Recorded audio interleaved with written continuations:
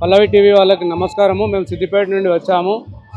ఈ రిటైర్మెంట్ అనేది 2024 మార్చి నుంచి ప్రారంభమైంది. ఇప్పటికి దాదాపు 22 నెలలు. 22 నెలల నుంచి కూడా మేము రిటైర్మెంట్ అయిన తర్వాత వచ్చేటువంటి డబ్బు అది పూర్తిగా ప్రభుత్వము స్వతహాగా ఇచ్చేది కాదు. ఇందులో చాలా విషయాలు తెలియవలసిన ఉన్నాయి. జీపీఎఫ్ అనేది ఒకటి ఉంటుంది. అది జనరల్ ప్రావిడెంట్ ఫండ్. మేము నెల నెల జీతం నుండి కట్ చేసి అందులో జమ చేసుకుంటాము. వాటికి ప్రతి సంవత్సరము ఇంట్రెస్ట్ వస్తుంది. ఇప్పుడు మేము దాదాపు ఒక సంవత్సరం క్రితము రిటైర్డ్ అయితే ఆ జీపీఎఫ్ వాళ్ళు మా అమౌంట్ ఎంతుందో ఇంట్రెస్ట్తో సహా మొత్తం క్యాలిక్యులేట్ చేసి ఈ కుబేరుకు పంపించడం జరిగింది. అప్పటి నుండి ఇప్పటి వరకు అది డెడ్ మనీగానే ఉన్నది. దానికి ఇంట్రెస్ట్ రావడం లేదు. గవర్నమెంట్ దాన్ని వాడుకుంటుంది. ఆ రకంగా నష్టపోతున్నాం.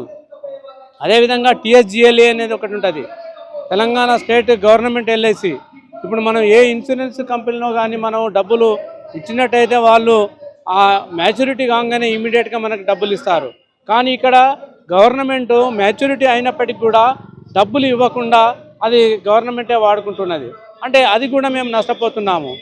ఇంకా తర్వాత ఒకటి కమిటేషన్, అంటే మా పెన్షన్ మేము 40% అమ్ముకోవడం, అది కూడా మా డబ్బులే. ప్రభుత్వం మాకు ఇచ్చేది ఓన్లీ గ్రాడ్యుయేటీ.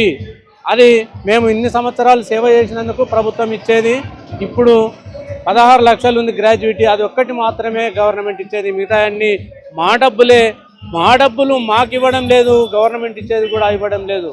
ఇది ఎంత ఘోరమైనటువంటి విషయం అంటే, మేము దాచుకున్న డబ్బులు సంవత్సరం నుంచి ఇంట్రెస్ట్ లేదు జీపీఎఫ్. తర్వాత టీఎస్జిఎల్ఐ మ్యాచ్యూరిటీ అయినా కానీ ఇప్పటి వరకు డబ్బులు ఇవ్వడం లేదు. ఆ తర్వాత మేము లీవ్స్ కాపాడుకొని వాటిని చివరికి అమ్ముకుంటాం మేము. అటువంటి వాటికి కూడా డబ్బులు లేవు. మరి ఈ విధంగా చాలా నానా ఇబ్బందులను పెడుతుంది ప్రభుత్వము. ఈ ఇబ్బందుల వల్ల ఎంతోమంది దాదాపు 50కి పైన ఉద్యోగ ఉపాధ్యాయులు చనిపోయారు.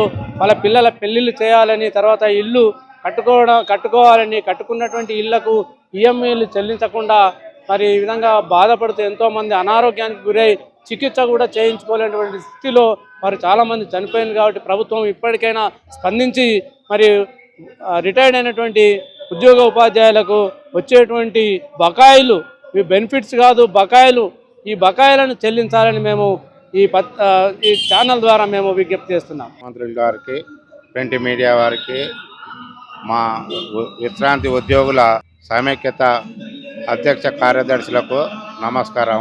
ఇప్పటి వరకు కాంగ్రెస్ ప్రభుత్వం వచ్చినప్పటి నుంచి ఫస్ట్ ఒక డిఏ ఇచ్చింది. ఆ డిఏను 17 నెలలు అనేది భావించారు. 17 నెలల నుంచి ఇప్పుడు జనవరి వరకు 12 నెలలు అయింది. 1 నెల మాత్రమే వాళ్ళు డిఏ ఎరేర్ చేయడం అనేది జరిగింది.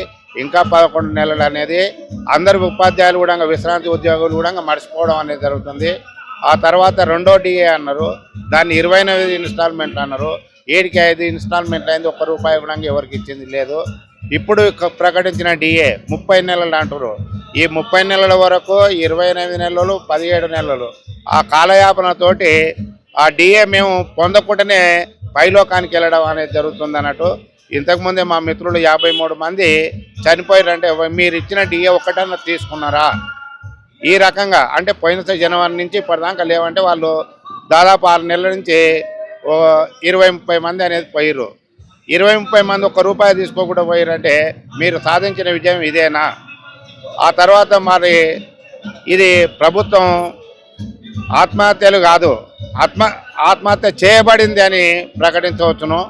ఈ ఆత్మహత్యకు కారణం ఈ కాంగ్రెస్ ప్రభుత్వం అని వర్ణించక తప్పదు. వాళ్లకు ఎంతో అంత ఎగ్జాక్ట్ ప్రకటించాలని మేము సమన్వయంగా కోరుకుంటున్నాము. ఇప్పుడైనా కొంచెం తెలివి వచ్చి మా యూనియన్లు కానీ, ఎస్టీయూ కానీ, పిఆర్టీయూ కానీ, యూటీఎఫ్ కానీ రకరకాల యూనియన్లు అనేటివి ఉన్నాయి. ఈ రకరకాల యూనియన్లు అనే వాళ్ళు ఏ మాత్రం చెల్లడం లేదు. ఇంతమందికి 53 మందికి దండలు వేస్తున్నాం అంటే దాని అర్థం ఏంది? రేపు మీకు కూడా దండలు వేయవలసింది అనేది ఒకటి మాకు కూడా అర్థమవుతుంది అన్నట్టు. ఒక కార్యక్రమం తీసుకొని మీకు కూడా మరి ఎట్లుంటుందో ఒకసారి నిరూపించామంటే నిరూపిస్తాం. కొంచెం గవర్నమెంట్ తోటి ఒత్తిడి చేసి దాన్ని ఈ రిటైర్డ్ వాళ్లకు తప్పనిసరిగా ఇప్పియాలని ఈ పత్రికా ముఖంగా, ఈ ఛానళ్ళ ముఖంగా, మా ధారణ కార్యక్రమం సాక్షిగా మేము వేడుకోవడం అనేది జరుగుతుంది. తప్పకుండా ఇప్పియండి, మమ్మల్ని బ్రతికించండి.